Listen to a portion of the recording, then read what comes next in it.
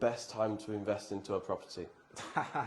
That's like £1 million question. Of course. Effectively, I think property, when you invest in property, there's two schools of thought. One is if you're going to go more short term, and one is long term. So when you invest in property, when you look at data going 80, 90 years back, properties have doubled every 10 years. But it actually varies from location to location. But in terms of timing for property, if you're just going to buy and hold it, just buy and hold it any time. The key thing is it in a good area, and have you got a bit of a discount so that you're getting it at a good entry price.